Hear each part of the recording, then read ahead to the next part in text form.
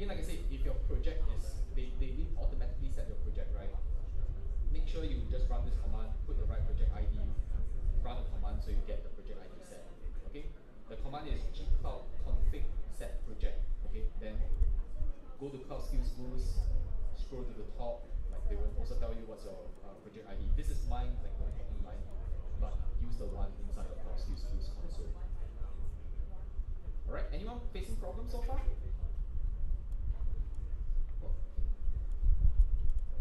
Okay, so if just now you face issues when you print the values, you don't see a project ID, and then you did the same steps as what you did, right? So if you was missing before, make sure you copy these commands that just now you run, right? Run them again, okay? Run them again, and make sure that this time round when everything is printed out, right, at the bottom over here, there must be a project ID and there must be a region that is printed out over here. If you don't have this, right, essentially later than that when you do it, right, you will see some problems here and there. Okay, so just make sure these two values are there. Okay? Everyone following so far? Or not following? Please do raise your hands, let us know. Am I going too fast?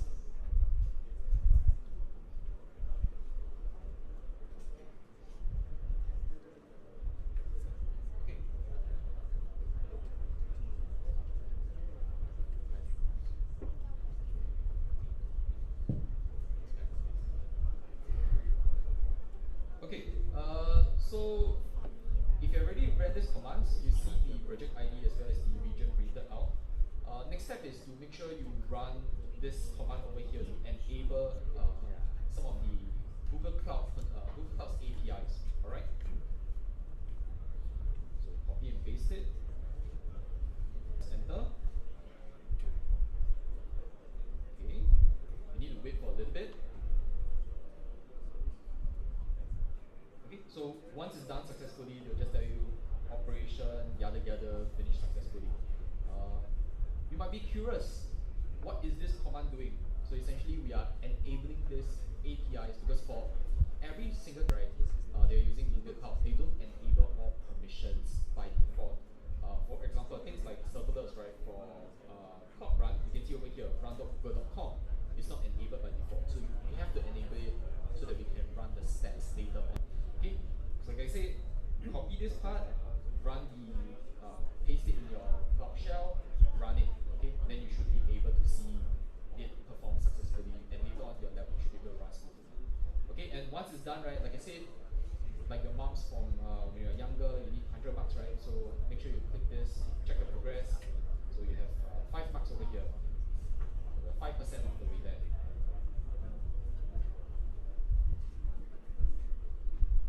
Okay, let's move on to the next step. So we have to pick up the pace a bit since we only have 1 hour, actually now around 45 minutes. Okay, so now we're going to task 2, which is to set up the application environment. This is a bit like when you're creating a project for the first time, you know, before you, or around the time period where you commit to a GitHub repository, you know, you want to run like some local project that works. And this is the project that we are trying to do here. You know, you're trying to set up this Python repository to run these different Gemini functions. Okay, so let's follow through the steps. Run this command, gcloud off list. Okay, they will definitely pop up something and ask you to authorize if you didn't run this just now. So I ran it just now, that's why they didn't ask me for permission again. Okay, so this one is very clear cut. And then, now what you want to do is to create the directory, like sort of when you're creating a new project for your code base, right? You need a directory to house all your code. Okay, so just make sure you create this directory over here. Okay, so mkdir is make directory, and then the name of the directory is Gemini app. Okay. So while we're waiting for folks to run this setup, okay, I'm just going to do an extra thing over here. You don't have to do this, but this one is up to you. Like, you know, if you want to see the code as it's added to the screen later on. So for me, I'm going to use my Cloud Shell editor that I've opened. I'm just going to open the folder Gemini app. Okay. So a very neat thing is your Cloud Shell is not the only environment you can use in Google Cloud. Like essentially, it's like your own terminal environment in a local machine. But you can also open the interface like Visual Visual Studio Code, right, as you can see on the top over here. Okay, and right now, of course, it's empty. So later as we add more items, you actually see sort of like the repositories code like slowly appearing. Okay, let me go to the next step. So next step over here is just asking you change directory into Gemini app, the folder that you just created. Okay, very simple. Now we're in the right context. Okay, scroll down a little bit more. This is going to be the fun part. Okay, so I see some of you like have already started running that, and this is that portion where you are creating that Python app and running it, like trying out the Gemini functions. Okay, so you're going to create a virtual environment using this step. So you're using a Python 3 build, creating a virtual environment, and then calling it Gemini Street View. Okay, so just copy this, run it. It should be done in a jiffy.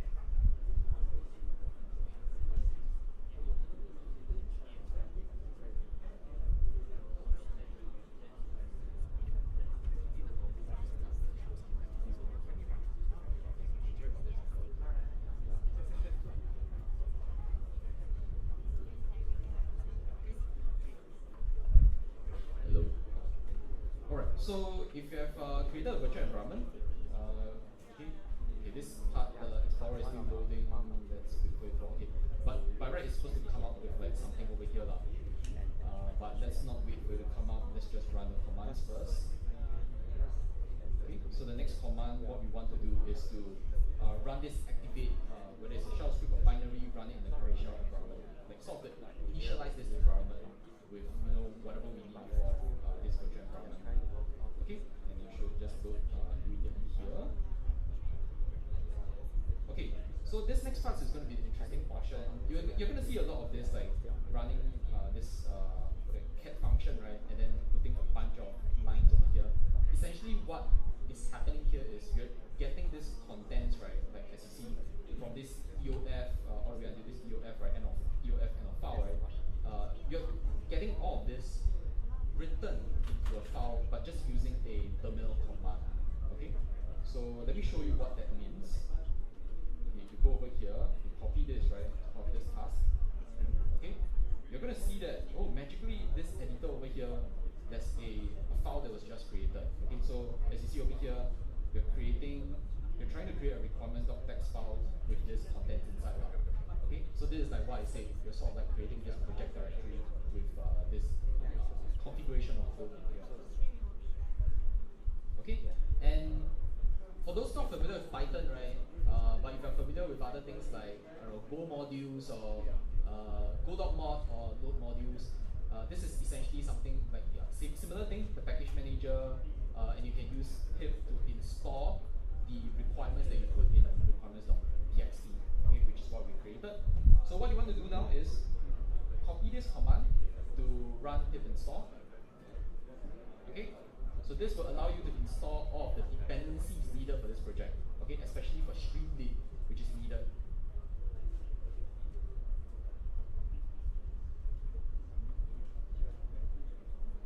Okay. Anyone facing issues so far? This should be task number 2. Okay, we still have a long way.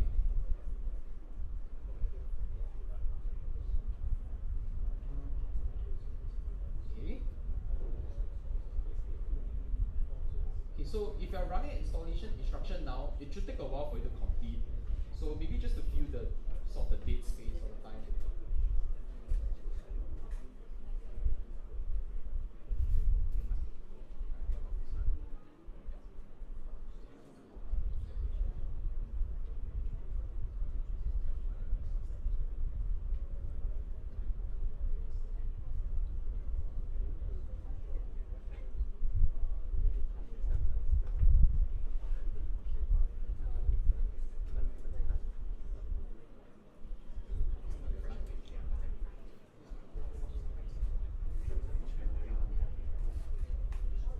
Okay, so I know for some of the folks, you're already far on ahead that you're trying out the lab by yourself, right? Just want to mention, okay, maybe one known issue of cloud skills boost and of two issues you face. One issue is that sometimes you copy and paste the command, and then for some reason, when you press enter, you see the caret come out, right? It shows like the command is not complete. If you get that problem, right, go back to your cloud skills boost window and refresh it. Okay, the problem is that like for some of this, let's say like for tab 2, right, I heard there was someone stuck on this. Sometimes they generate this halfway, like I'm guessing maybe they're also using Gemini or something behind the scenes. They generate this entire portion halfway, they don't render the whole thing.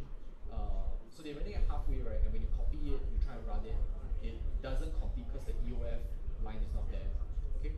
So if you get that problem, right, just refresh the page again, then copy that same command, scroll down back to the step you're at, copy and paste the command.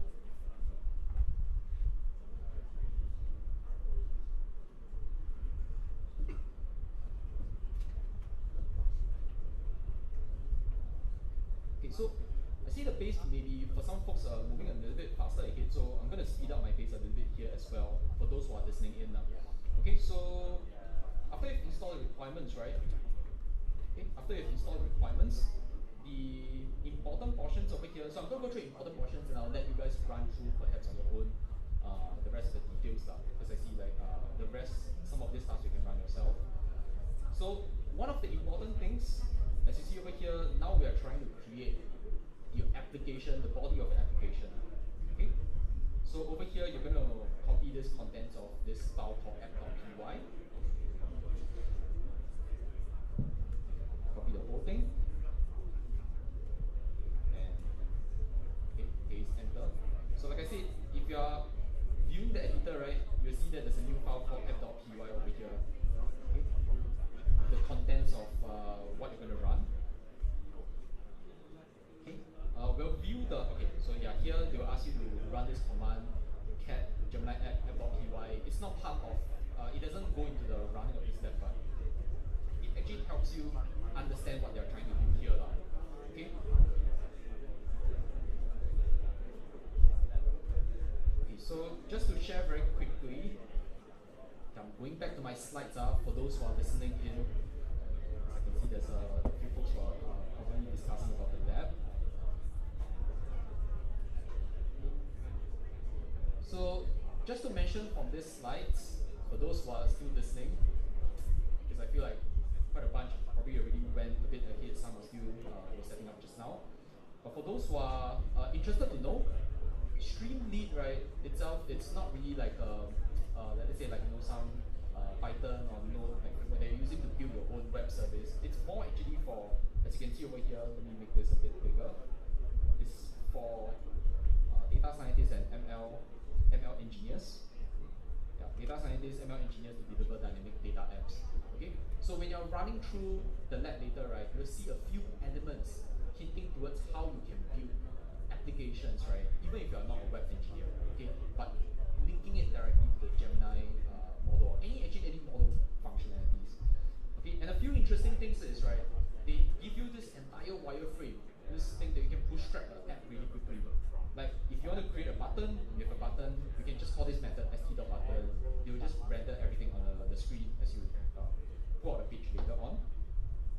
And if you want to, I think some of you are already on the steps of like rendering the tabs, right? So you can see they also have the nice design for the tabs that you can put in using the tabs function. Okay, so all of this, right, is called from your Python code base, and they use it to render the entire web view. Okay, so let's go back to our lab. Okay, so as we go through the steps, right? So now we are at the point where we want to add the first tab. Okay, so as we go through the first tab, copy the code. Okay, run the code.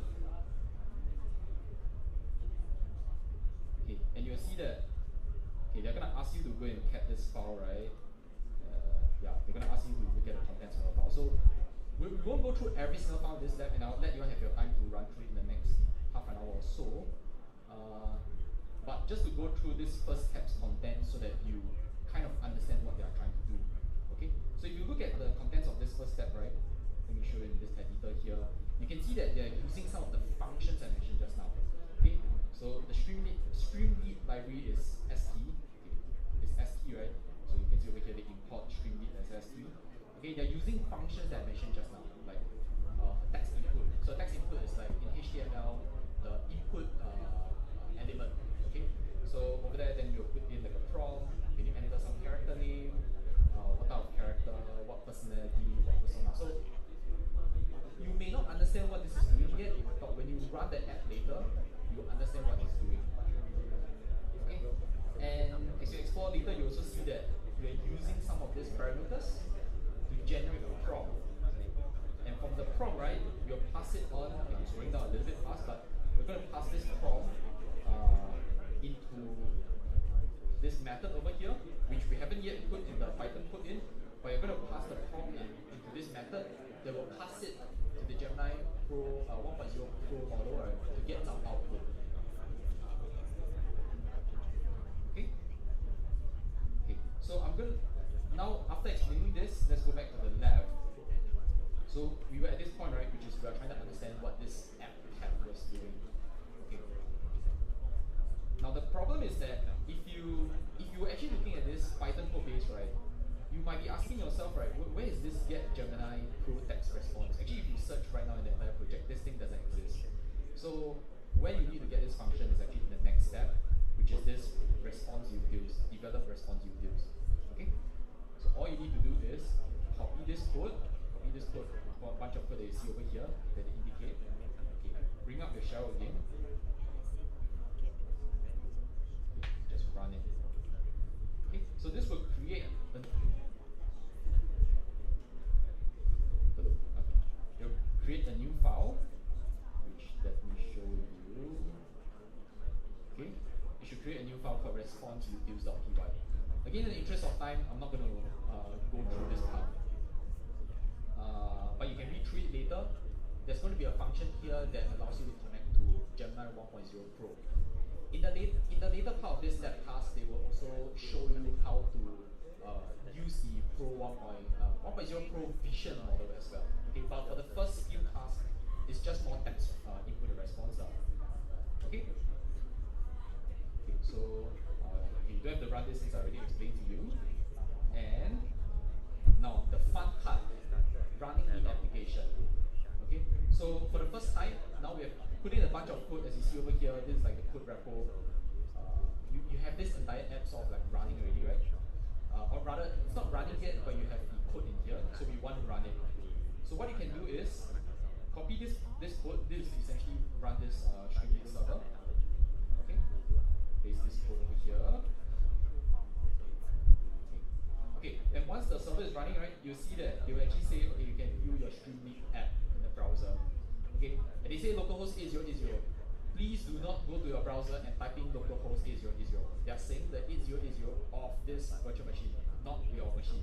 Okay, so a simple way to open that their localhost is you can just click this up, then they will just open this up.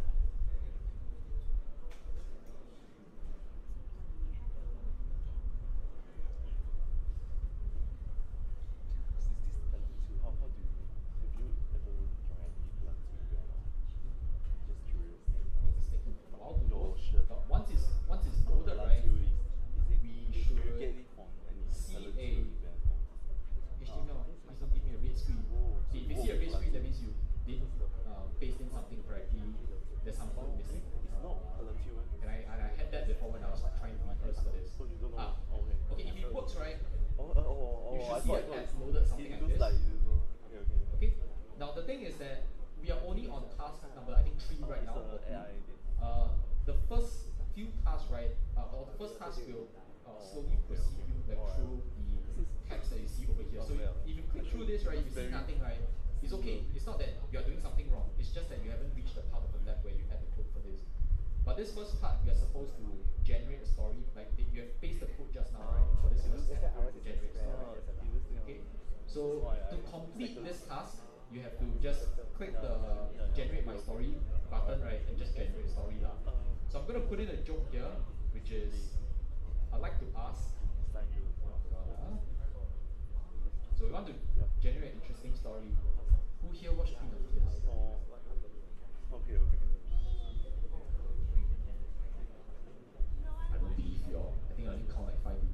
no more people will watch, right?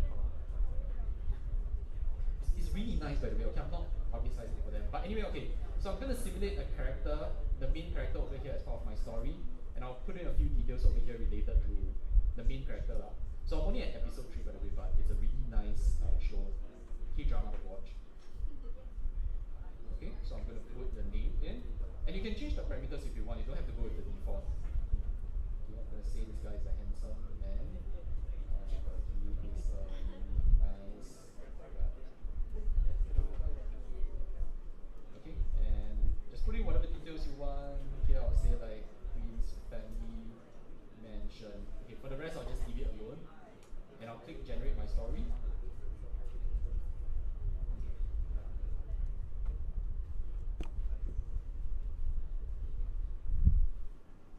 Okay, and if it works right, you should see that some story will come out. So here, because I've put in the location as the Queen's family mansion, they talk about it. Then, among them was Baek Kyung-woo, a handsome young man with a kind heart and gentle soul. Okay, you can read it if you want, but it's not part of the lab. Anyway, yeah, once you're done generating a story, just make sure read through it, see if it makes sense. Sometimes the model can hallucinate a bit. Every time you generate, will it be the same or different? Okay, someone asked a question, which is if every time I generate, like run this prompt again, would I get the same contents? The answer should be no. Yeah, it should be different every time. So let's prove that. Let's click this again. Okay, so we shouldn't start with this Queen's family mention thing. If it is, maybe it's cache, I'm guessing. Okay, so it takes a while for this to run. You can see, completely different already. Okay, so every time you click this, you're supposed to get something different now. I believe if you read the code later on, I believe they would have set the temperature parameters inside here differently, or like they're not setting it at the lowest. So there's some level of freshness or randomness inside the story they'll generate. Okay, once you're done with this part, make sure you click this application, develop the story tab, and make sure you get the progress. Okay, on this, right, the next 10 tasks are going to be very similar to what I just did. It's just you copy and pasting, but you need to read through some of these contents if you're not familiar. Okay, and doing the same things, running a server, running the steps. Okay, I think what might be constructive, because I see different people at different places right now, right? Okay, I'm gonna let you guys run for around maybe 10-15 minutes, and then we'll come back together at this outrun step down. Okay? Everyone good with that? Okay. So yeah, if you need help, please raise your hand and ask the facilitators to help you. Like I said, most of the steps is copying the code into your terminal, pasting it, get a new file, read through it, and then you run it, run the rendered application and get the generated contents. Okay, you see a lot of interesting stuff later on, like using the ProVision model to give you furniture recommendations. Like they will have one where they ask, given a living room that has mostly white furniture, what chairs should I put in here? Then they'll show like the different chairs pictures as well. There's also one where they'll ask you to ask the model to read the ER diagram and then figure out like what's the relationships, like put it on point form. Okay, so go run it through. Around 12:15, I'll come back again. Or no, 12:10, I'll come back again and we'll go through the steps for deploying to Cloud Run now. Okay? So I'm going to walk around as well.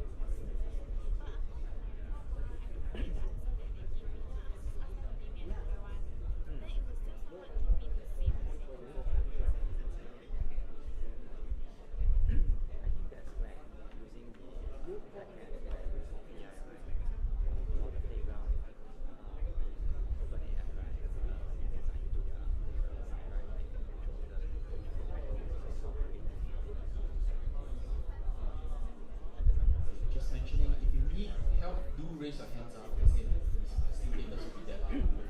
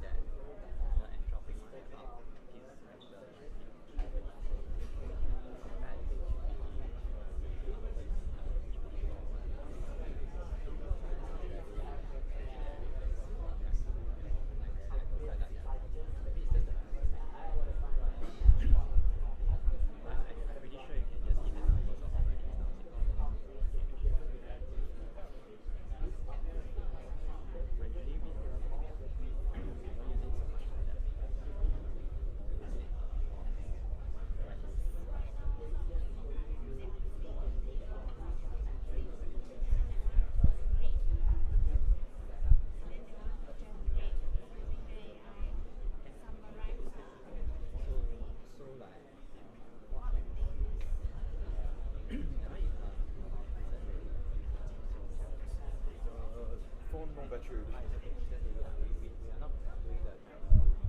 I'm not doing it anymore now. Because the power bank, I don't know why it's connect right, but not charging.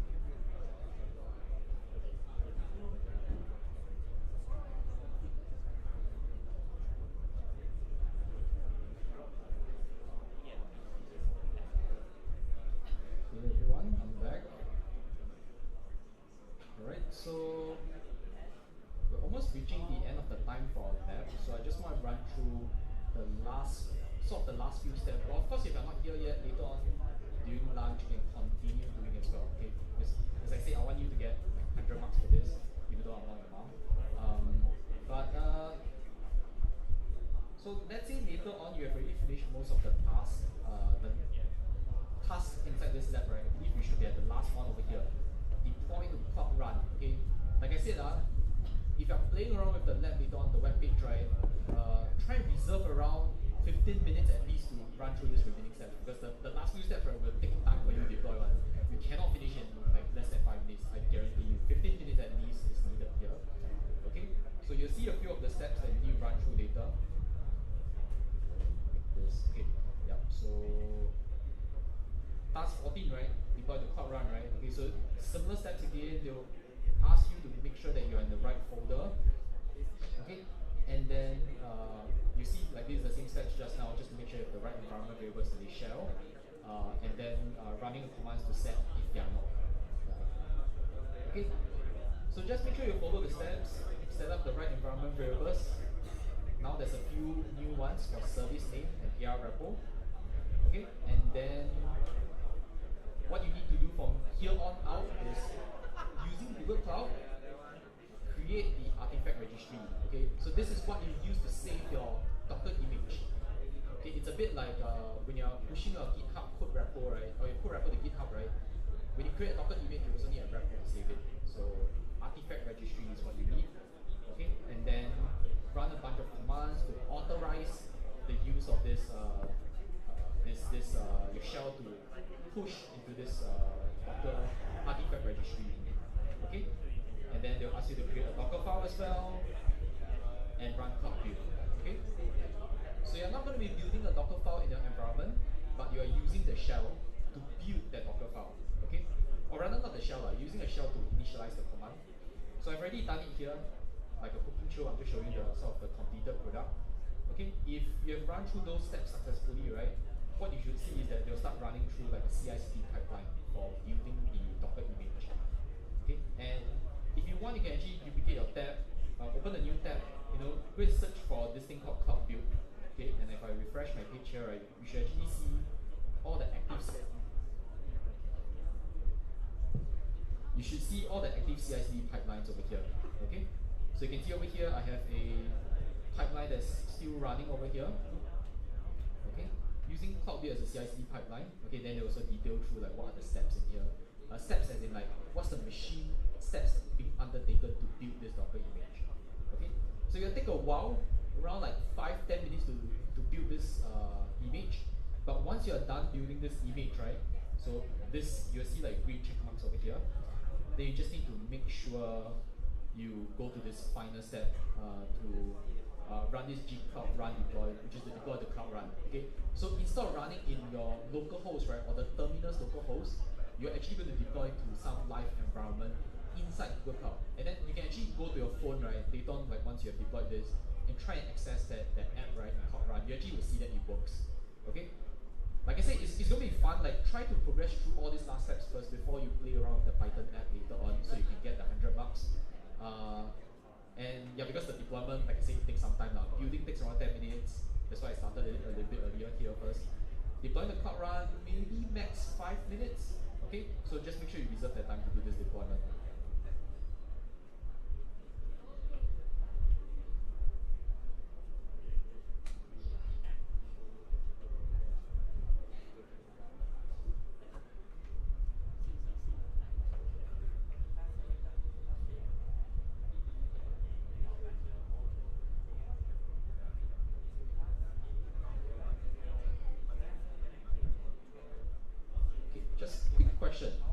And so just to get a sense of where everyone is at. So who has completed task up to task 5 so far? Like task 5 and above.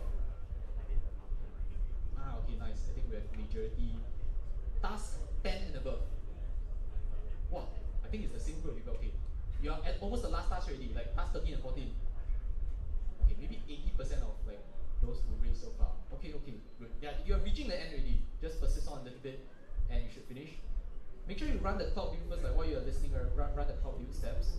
I'm going to go to sort of my ending slides because we are kind of going to encroach into lunch soon.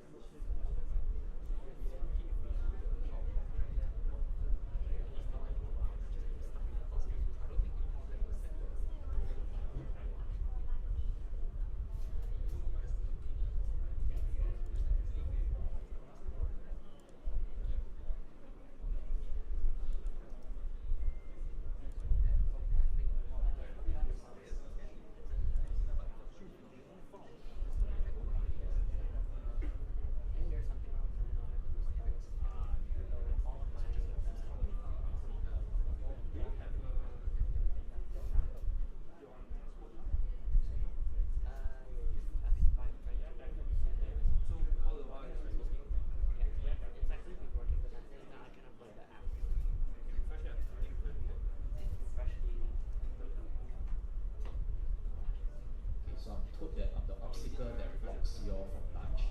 So I will remove myself as the obstacle by handing off this very, very nicely so that you all can eat lunch. I know some of you are still going to be continue doing this lab. It's fine, like continue doing. For those that are done, you all can also like take a break, go for lunch after I finish. No problem. Okay. Because the Google Meet thing is dying in 2 minutes. Just gonna touch like on 1 minute now, I think. a few more slides just to mention. You're sharing Once you have is Facebook, finished right? this, right, you should have You're not this using few learning outcomes. Ninja anymore.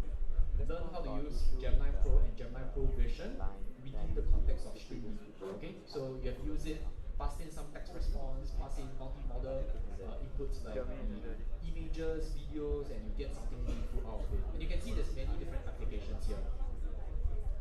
You learn how to debug in localhost. It's not really real localhost, it's fake localhost, but it's the local host of your shell. So next time when you're using Google Cloud, you have more experience on how to do this. Okay, and then in the last few steps, if you have not used serverless in Google Cloud before, I assure you serverless is a really cool concept. So you have learned how to deploy the Cloud Run and also using the Docker image repository by using artifact repository registry. Just to mention very quickly, I know there are people here that probably have used Google Cloud for a while, and I think you might have been using container registry maybe like in the past.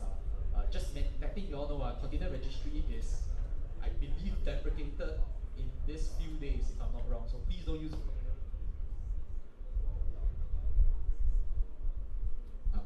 Please don't use container registry anymore. Please use artifact registry. Like this is the new one going forward. It's been here for maybe like 5-6 years already, but container registry has been there longer, and I mean it was facing deprecation. Yeah. So today, what you learn, artifact registry, that's the new one. Continue using this in your production workloads as well. And then bonus, yeah, you learn about CI/CD with Cloud Build. You learn about CloudShare Editor. Did I convert anyone just now with Queen of Tears?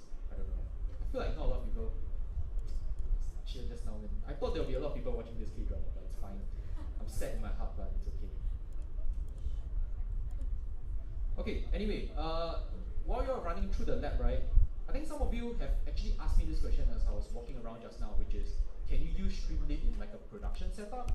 I mean, you technically speaking, you can, because you use Cloud Run to run it in the browser, right? But I wouldn't say that's like the production scope that you want. Like, maybe some of you are using things like Next.js. You want to use it in like one of the latest frameworks that your web development frameworks that you're using. So you might want to go for those things instead. But how do you do that? One advice I have for you is go to use this tool called Vertex AI Studio. Test your prompts there, run your prompts there. But when you are done with your testing of your prompts, right, they actually give you this function to copy the code in relation to your prompt and pasting it inside your application. So let's say in the case of, like, I'm a big fan of using Node, so I'm using this actually in a different presentation to show how you can deploy a Node.js application being interfacing with Gemini and then running some functions over there. Okay, so it's as easy as, let me show you from my screen over here. So you can see you can test some prompts, and then same thing as what you have seen in your Streamlit app, you will get like some answers over here. Then there's this get code button over here that you can click, right? And then they will ask you, oh, you want to code in Python, you want to code in Node, or if you Java, if you're Java fan as well. They'll just give you the instructions and the libraries needed to be able to run your own application interface with Gemini Pro 1.0. Oh, someone tell me my meet ended. Okay, but I'm reaching the end anyway. You're still on inside.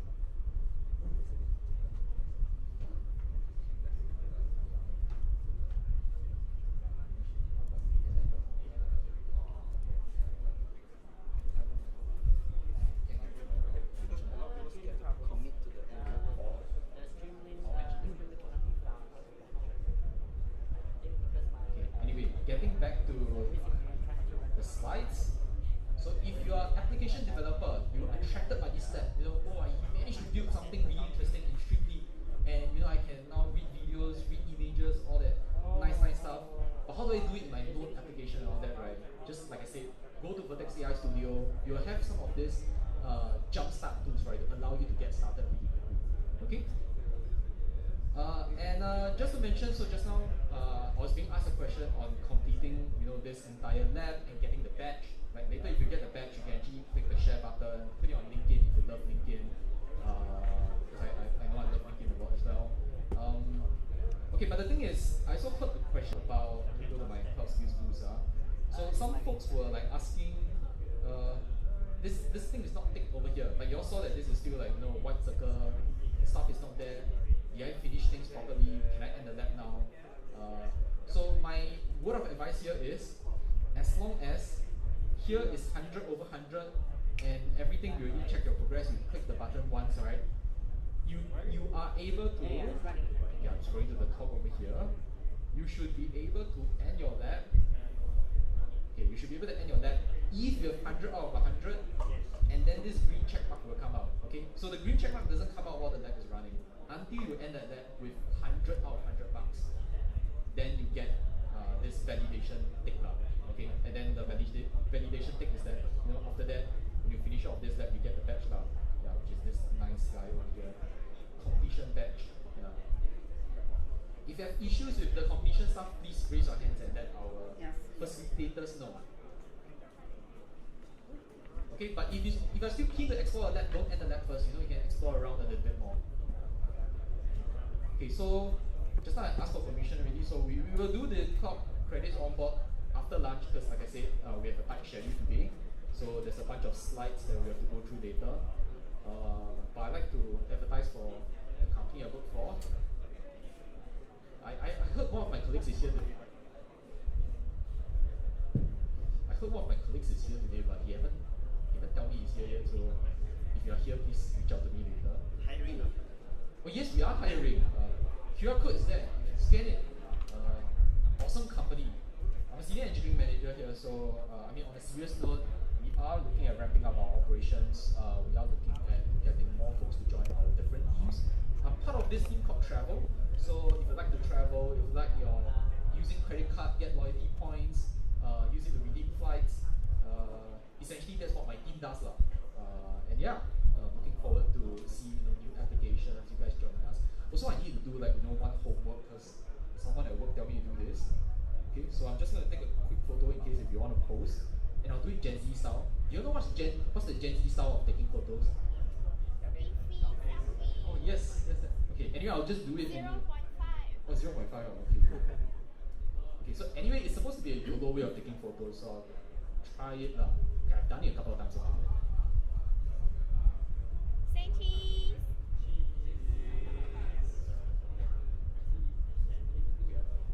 Let me see if you can see. Okay, it's not bad lah, it's not bad. You cannot see lah, but it's not bad lah, not bad lah.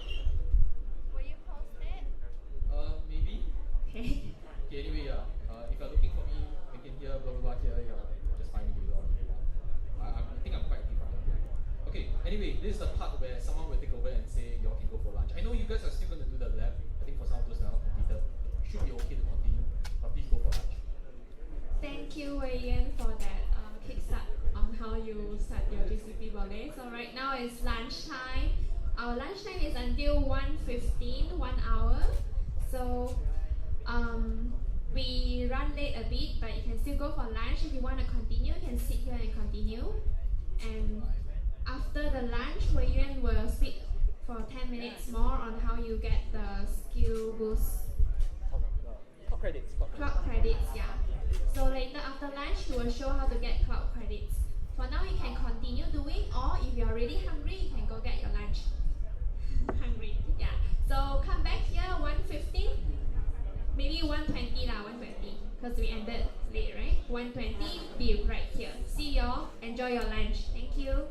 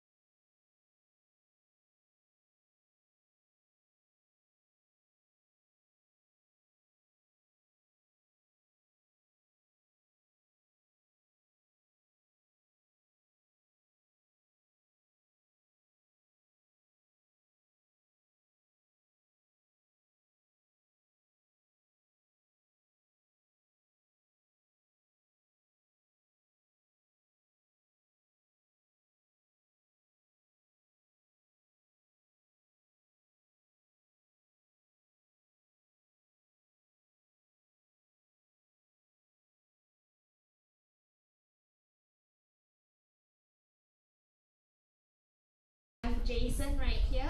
He is from Couchbase and he will show us a demo on how you can use AI applications in Couchbase. Let's welcome him. What's your name, man? Nicholas. Okay. Chris. Oh, sorry. Chris is very busy.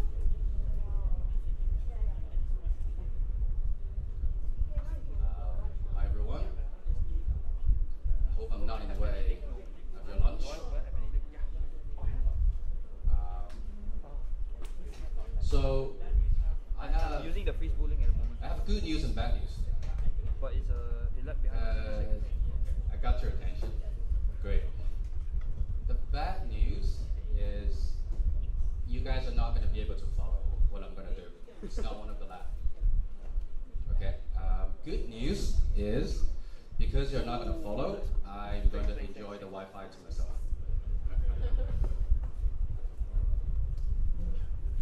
I'm Jason from Couchbase. I come from Hong Kong. This is my first time in the city. Love the country, love the city here. I think everyone's very friendly, everyone's always smiling. In contrary to where I come from, people always are a little bit more serious, which is sometimes stressing me out. So everything's good here, and I feel very happy today to be in a room full of tech enthusiasts. I see a good mixture of persona here. I see some students, I see some professionals, right? For the students in the room, can you raise your hand? Okay, okay. You guys are the future, right? You guys are the future. And I don't mean this in a complimentary or in a melodramatic way. I mean this in the sense that in this era today, you have more power than people coming from before you. All right? I'm gonna give you an example to that. Oh, but before I give this example, let me just tell you something fun about myself and Google. All right? Because we're in a GCP event today. How many of you have worked with or are working with Firebase? Ooh, okay, awesome. All right, Firebase remains one of my favorite technologies. One of the reasons being, I started my cloud journey with Firebase. And if you're working with Firebase, I think there is a good chance you can watch this one, right? Security rules? All right, awesome, awesome. Then if you do, I'm not sure about you, but it really got a good laugh out of me when I watched this one that says, security rules. All right, it's okay if you don't get the pun. But yeah, what I particularly enjoyed when I was picking up GCP technology was the fact that they've made this learning journey so much fun, right? And it's because of that, I started from someone with absolutely no technology background to someone who joined a technology company and end up here today. So with that,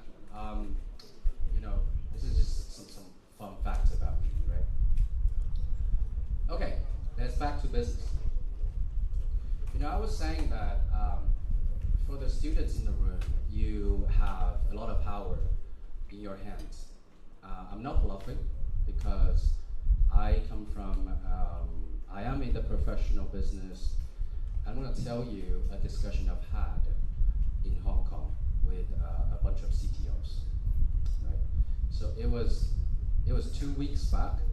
I was in a luncheon event with a bunch of CTOs, senior managers from insurance companies in Hong Kong.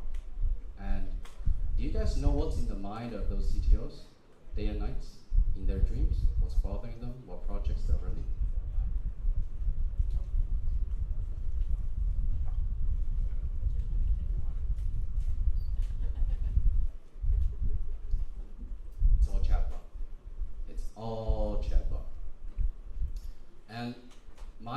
situation is that, of course, with Gemini, OpenAI, with everything, different industries, different companies are all trying to catch up.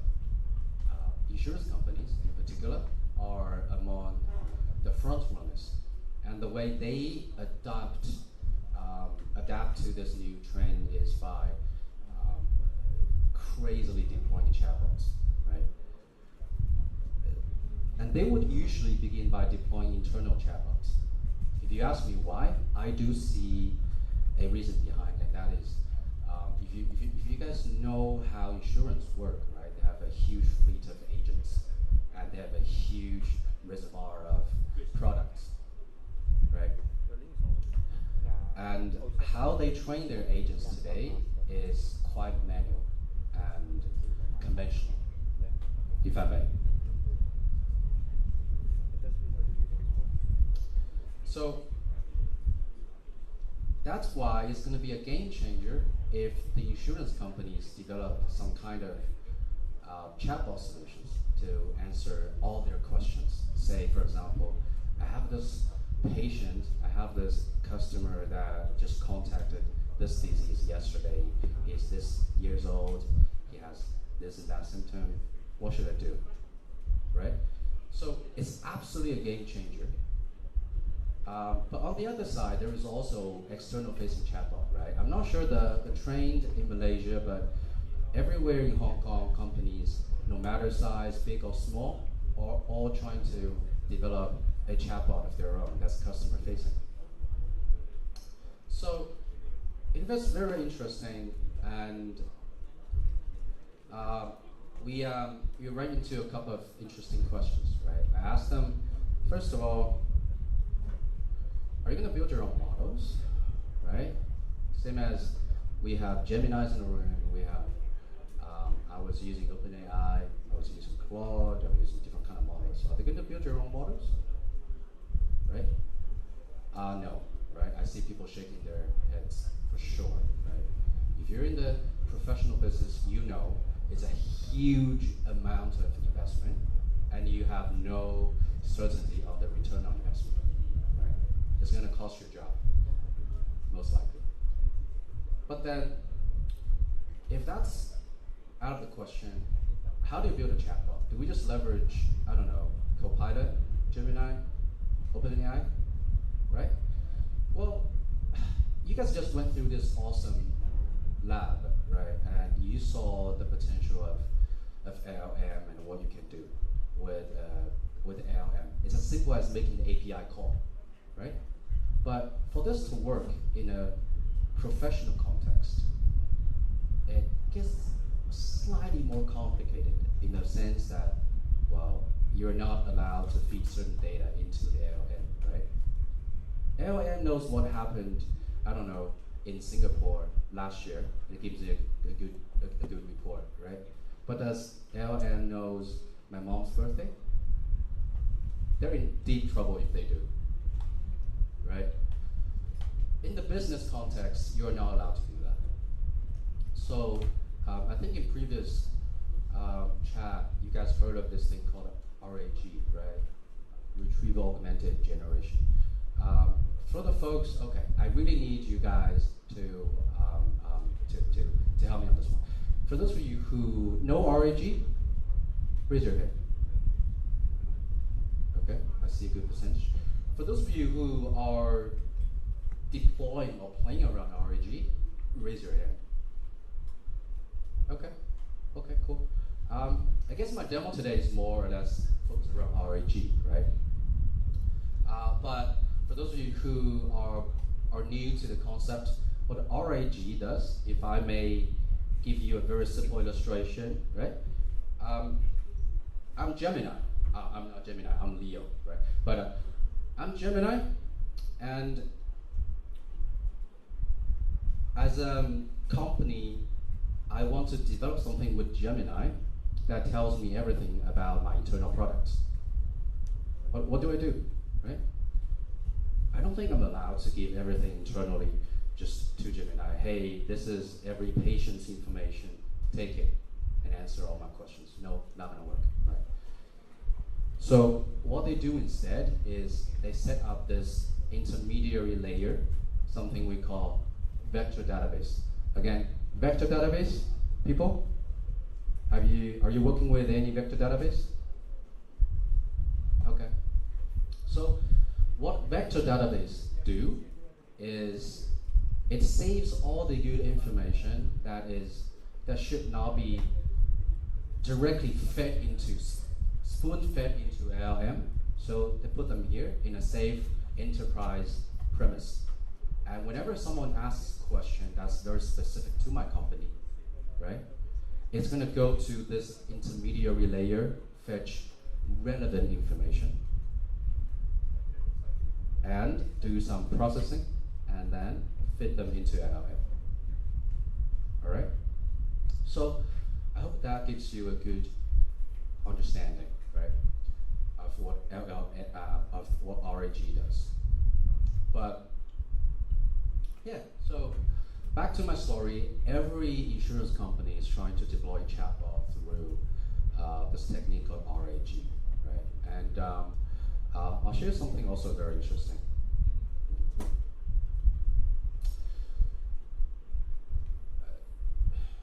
How did you guys choose your first vector DB? For those of you who raised your hand when I asked if you're using any vector DB. Is it after a 30-day research comparison? Is it more like a coin toss?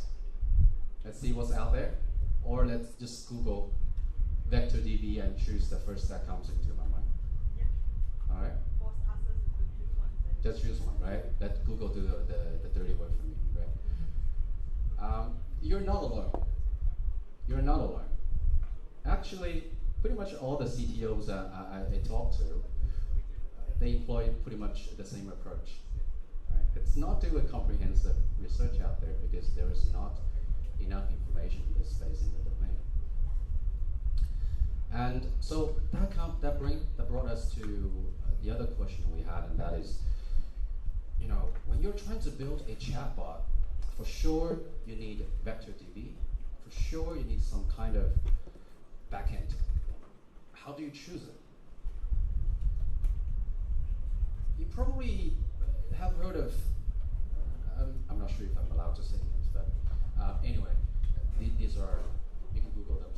So I'm pretty sure some of you guys are working with Pinecones, ChromaDB, some local stuff, right?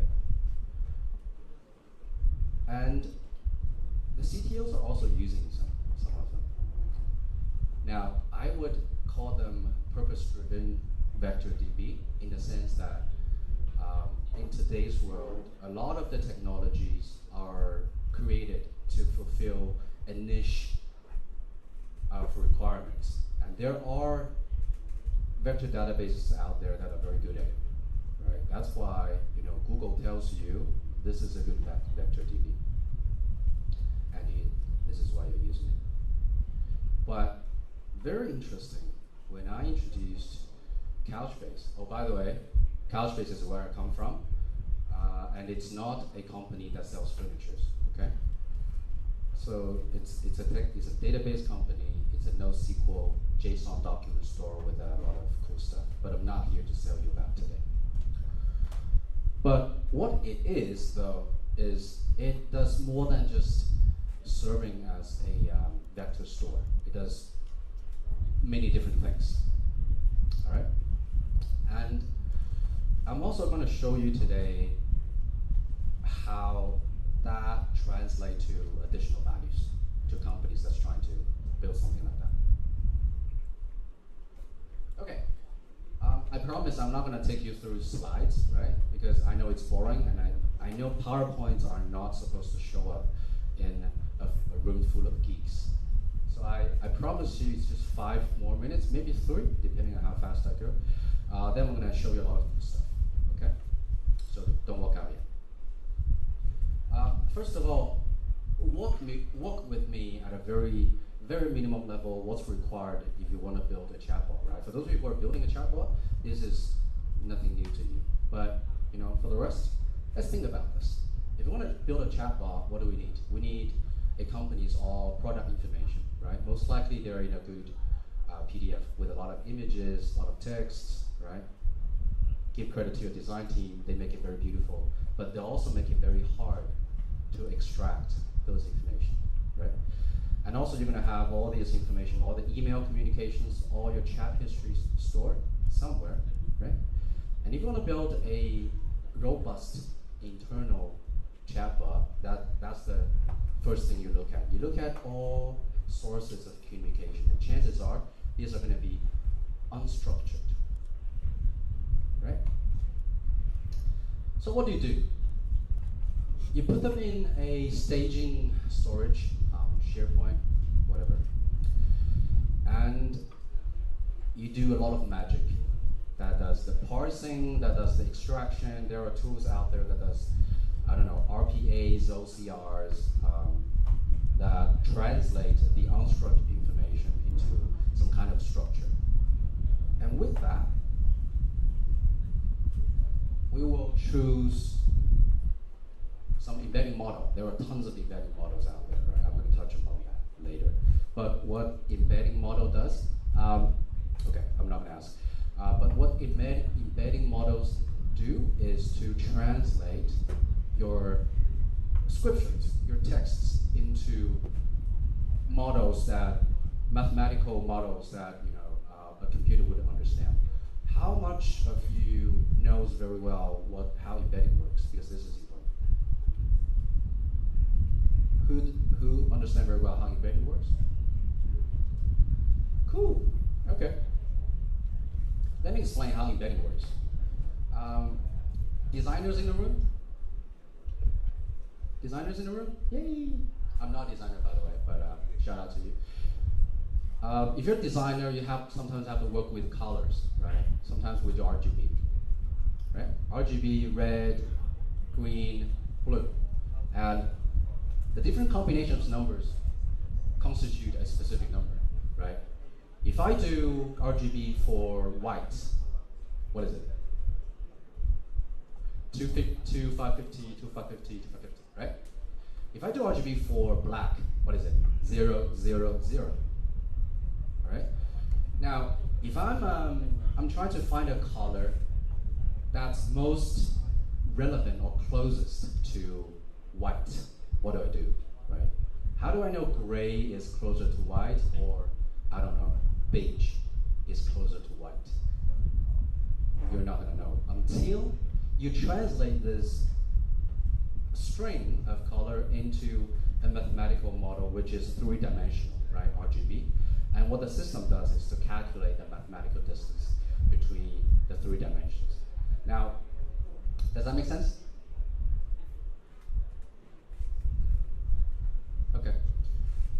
Now, what embedding does in its simplest form is something like that, right? Of course, in reality, it's going to get much, much more complicated. But essentially, embedding translates your text into a massive array of numbers. And with that, it's going to be able to know, well, if I have a text that says, I went to the doctor this morning, and because my foot is painful, stored somewhere. And then, if that's stored in the database, and I ask the database, well, I have something on my left toe, right? Think about this. The database says, I went to the doctor this morning because my feet felt painful. And then I have a question that says, my left toe is kind of weird. How does the system knows that these two are intrinsically or semantically related? That's what embedding does. Okay? Well, I hope that lays a good foundation. So, back to the illustration here. I'm sorry for wasting some of your time because I promised 3 minutes. Obviously, I overran. But yeah, once you have the embedding, what you do is, of course, you build your beautiful web clients, your UI, UX, your magic. But once there is a question, right? I'm kind of telling the same story again. Once you have the question, what the question does before it goes out to Gemini, right?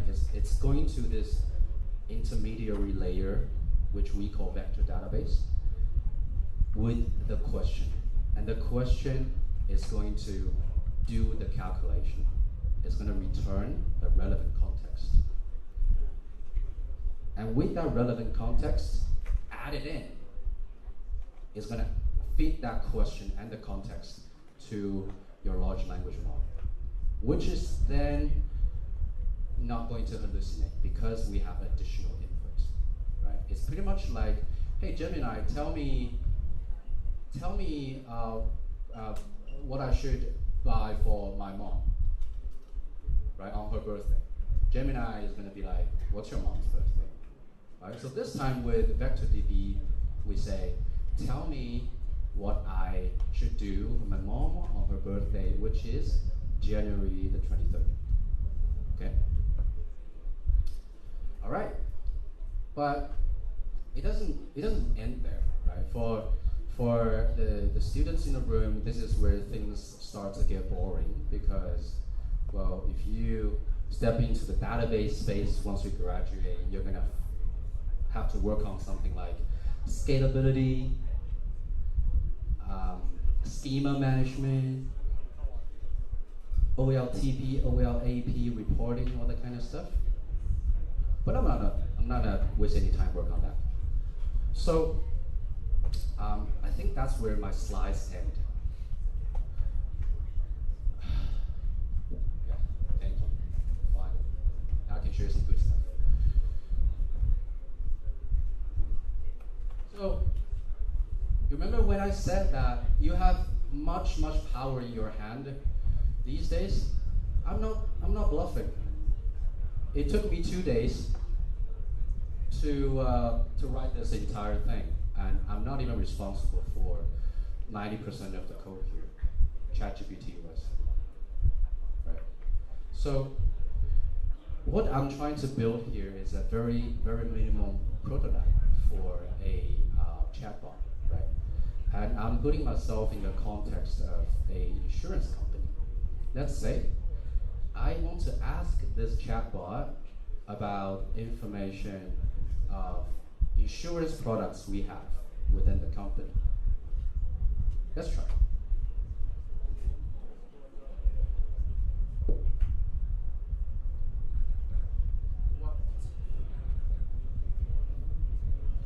All right, I gotta figure out how to do this choreography.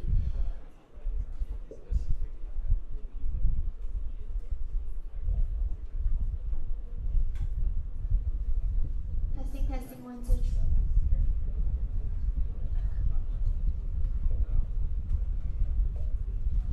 All right. Now let's throw some questions at it. What is good insurance product for my two? Okay, let me make sure my server is up and running. Okay. What is good insurance product for my 2-year-old puppy?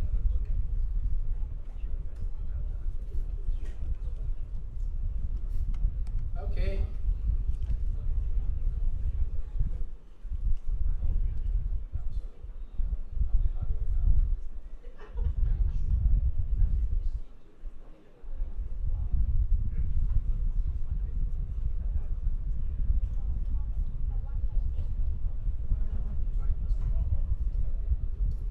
All right, so it's got me some good answers, right?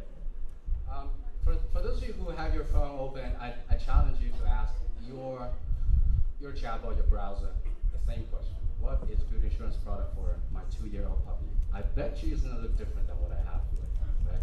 Because your chatbot, your large language model is not gonna tell you anything about this thing called JC Pet Puppy Insurance. Why? Because I have all this information stored on my database, which is called Couchbase, by the way.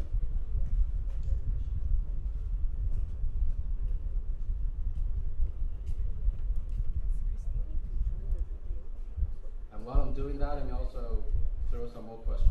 What is a good time to buy it.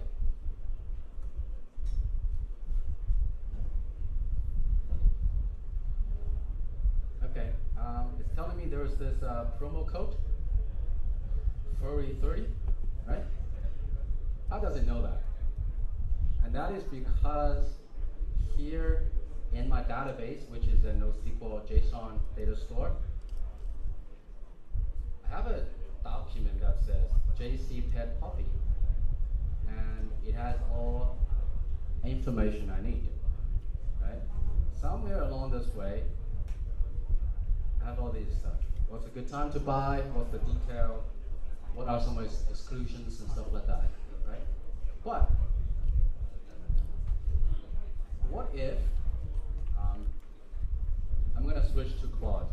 And by the way, I don't mean to be a bummer. I did while you were trying to follow the previous lab, try to connect this thing with Gemini. I wasn't successful because I had just 1 hour. But let's try Claude. What about for a 30-year-old male Homo sapien? I mean me.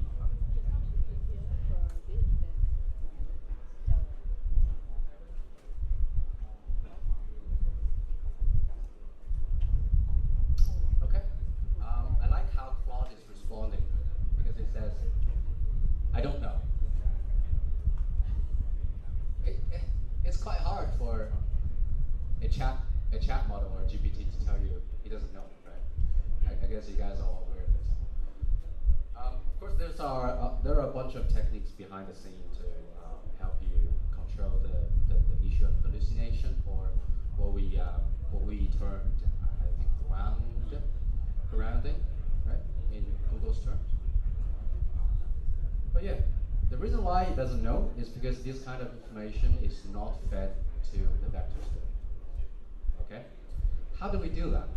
Now, if you are a aspiring student trying to build a chatbot, I tell you what, this is very simple to build, just like your previous lab. But you know what the hard part is? The hard part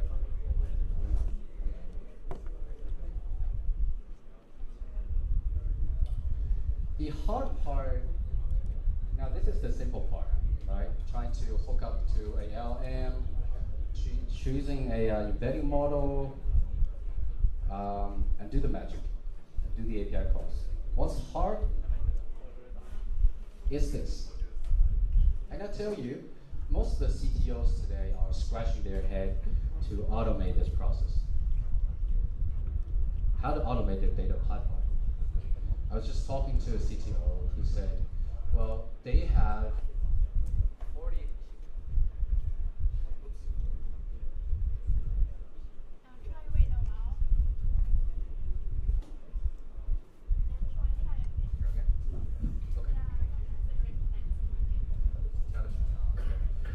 Okay. Yeah, so a insurance company CTO told me he had 40 PDFs, each 200 pages long, with, I don't know, numerous images and unstructured text.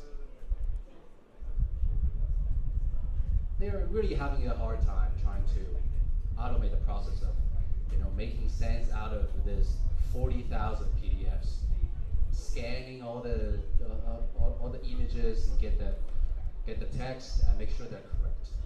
So it's a lot of upstream stuff to be done. After that is done, there is also the process whereas if you have something like this,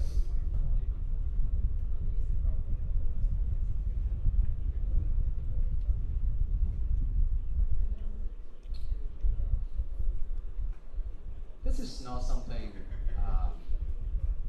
new to you guys, right? It's just a JSON document with some raw data on your insurance products. Now, I'm just going to feed this into my system. And the system is going to do the rest. Now, think with me what needs to be done.